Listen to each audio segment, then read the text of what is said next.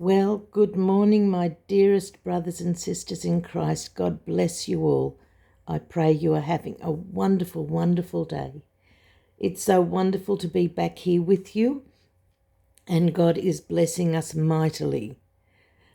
I had one dream with 3 segments this evening, and it was quite incredible.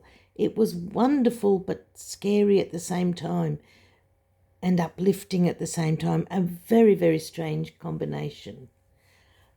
But it is something that needs to be said. It started out, it must have been around, it seemed to go on forever to be real. But it ended at 1:30 in the morning last night, the 22nd of May. Now, it started out with what appeared to be treachery. There appeared to be a nation or the world, I don't know. It was just, there was a collection of people that felt like it was everybody. That collection of people were corralled in a big open area.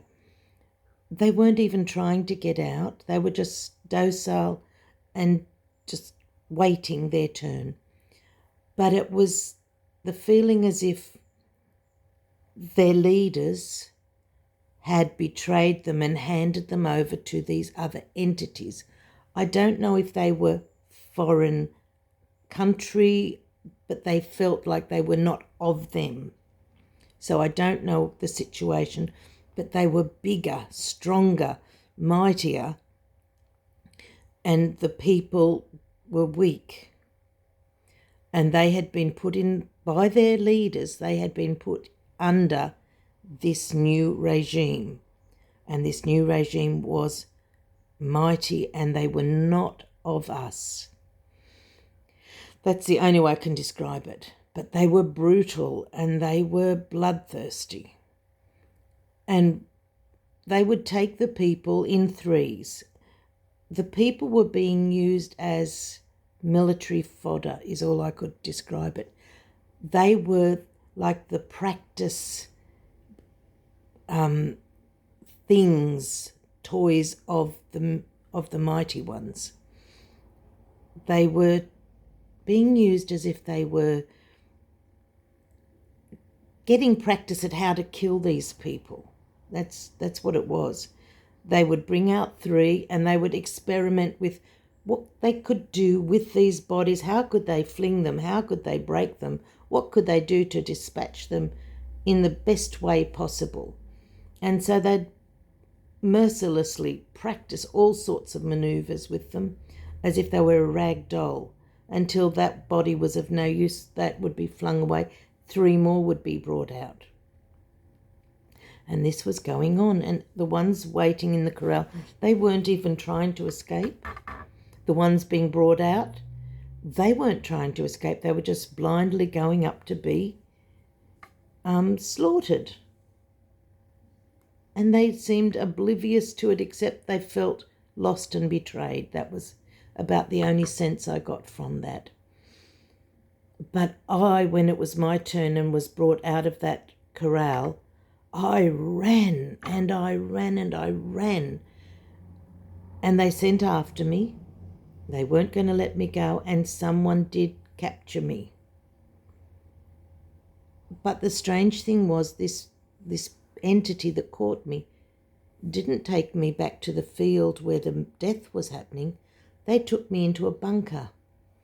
This bunker was like an igloo made from stone and brick. But that was the opening. When you went into it, you went down into a fairly large bunker under the ground. And the entity and myself, it was as if suddenly we became equals. He was no longer my prisoner, my prison guard. I was no longer the prisoner. We were standing side by side, now looking out of a little slit. It was just narrow this way, but very wide this way. And we're looking out and we could see everything out there, and it seemed to be going on as normal. Then suddenly an explosion occurred. And this explosion had the sort of power of an atomic bomb, but I didn't see any updraft. I didn't see any big mushroom cloud, none of that. There didn't seem to be a cloud. But it was as if this just was a wave of power, not water, a wave of power came through and just leveled things. It didn't disintegrate like in the atomic bomb at Hiroshima and Nagasaki and those places where there was just ash left. Didn't do that, but it destroyed everything. So that happened, and then next thing, it was as if the dream closed and then it opened again in a new scene. The new scene was I was no longer there where there was destruction. I was now in a city again, and in this city, it was an old world city, very nice, probably the turn of the 20th century. It was very, very pretty city. Lovely windows, lovely stone buildings, very strong. Everything was very nice. And I was in a particular building, and behind me was all sorts of provisions. I had food, clothing, health provisions, water, you name it. I had a building full of provisions. And these two people came to the door seeking shelter, and I let them in. I wasn't sure of them, but I did let them in. When they came in, they were very keen on the provisions, as you could imagine. There seemed to be nothing about anywhere else. This was the only spot. And then one of them said to me, "What's going to happen next?" And I said, "There's only one that can tell us, and he is here. We'll go and find him." So we left, and we went down the street, and we stood in front of a beautiful shop window. The old-fashioned, most of you don't remember, there used to be pride taken in shop dressings, and the window displays were usually absolutely magnificent, wonderful stories were told in their shop windows. And in this one window was the inner workings of a clock. All the little cogs and things that you would see, but on grand scale, a cog would be the size of a dinner plate.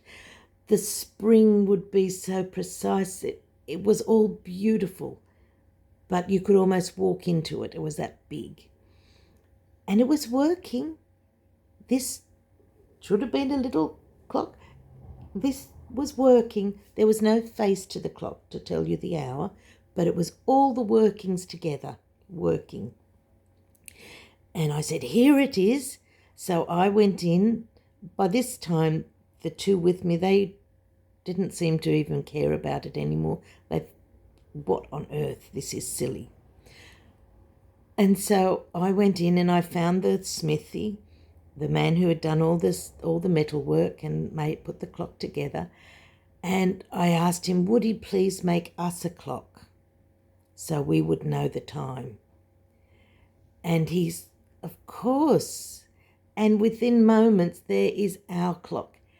Our clock was huge. Our clock, we were walking inside of it. And from the distance, though, the other two, they saw it and, suddenly, yes, this was to be desired. So they became very, possessive. This is theirs. They forgot that I was part of the hour. But they became possessive of it, jealous of it even. And I started to regret that I had said it would be for us, but no, I kept my word and I brought them into the clock. And so as we were travelling inside the clock, again, there are no hands on the clock, but we're travelling inside the clock. And as we go along, when they are fading, they're not leaving me, but they are fading, as if they're about to just vanish. but we still were travelling, and we got to this point where there was a beautiful clearing off to the side. The clock workings we were walking on, there was a path, and it was made of all little metal workings, and we were walking along this little metal workings pathway, and it was weaving its way around the clock. And here we see this young lady reclined in beautiful old world charm garments, neck to knee, not neck to knee, neck to ground dress, sleeves. She looked absolutely beautiful, pretty. And she's just reclining on a picnic blanket in the field just off from us. And she was so happy. And when I saw her, I was so happy and thought, what a wonderful place to rest. And then when I looked just off from her, was a signage up. Now the sign, I have to tell you, the sign, what did it say? Oh, how do I do this? I've got it on here. It said, wait on. I want to read it exactly as it said. I take you out before. The anger is not for you. I will keep you from the troubles. And I woke up. And as I woke, I started singing. The song had started somehow while I was still asleep, as often it does. And it was the song, For unto us a son is given, for unto us a son is given, and he shall be called Wonderful Counselor, the Mighty God. Remember that song? And that's what I woke up singing in my heart. Not with my voice, but my heart. And so the whole dream was like, don't worry, we're going to see things. Betrayal is all around us. Our governments are not working for us. No matter which country you're in, your government is not your government. It is not working for you. It is working for what is meant to be. Don't get too caught up in politics.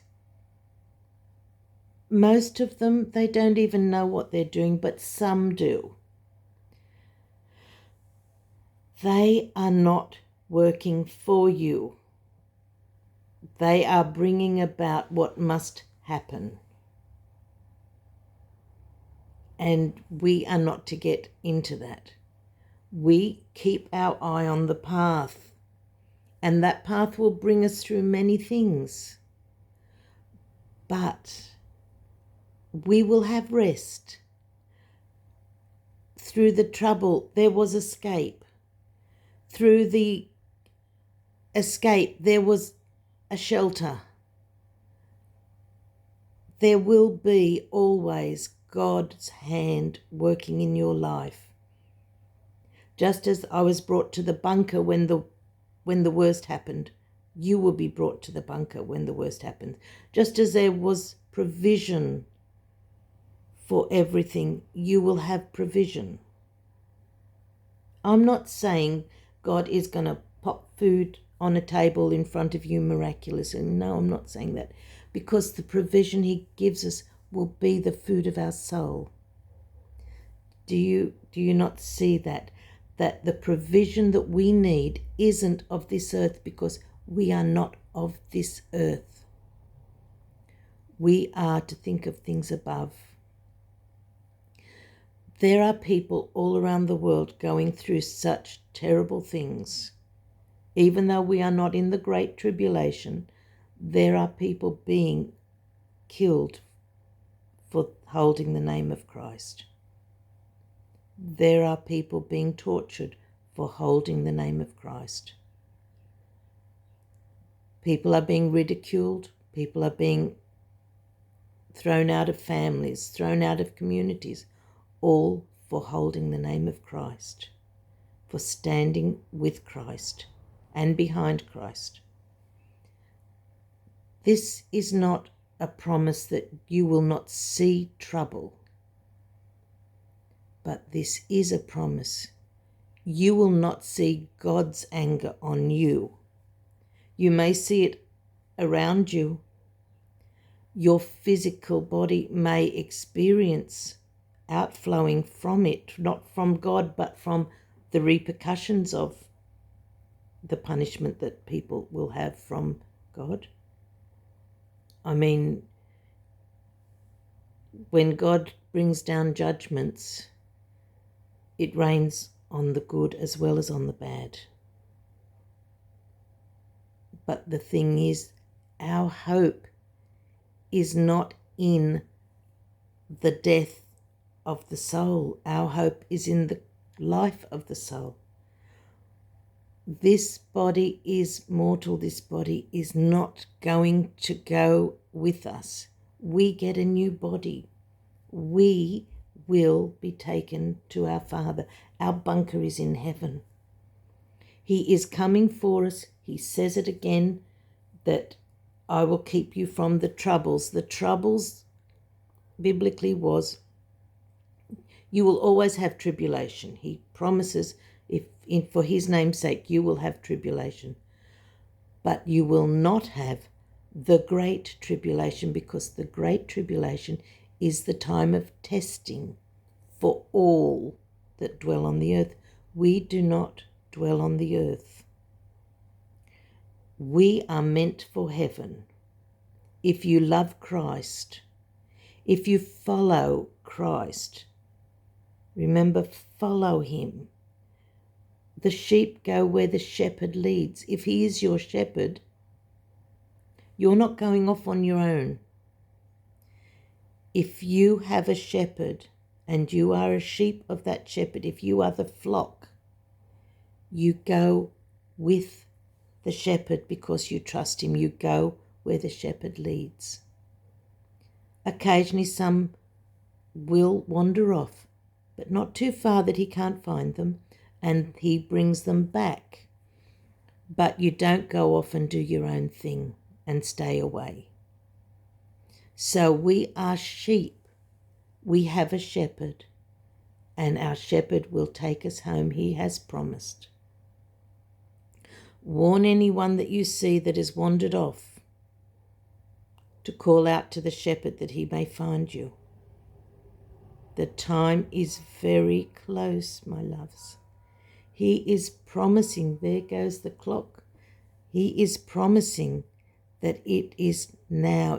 We are at that point. We have travelled. We're in the clock, but we're nearly at the end. There's nothing much I can say about what's coming, because the clockmaker showed us not in the middle of the workings, but on the edge, travelling around now, and there was a rest spot. So we have to be diligent, and we have to trust in the Lord. And I pray that you will do that and take heart. We are not meant for his anger. God bless you all. Pray for one another and keep strong in the Lord, because he comes soon. God bless you all.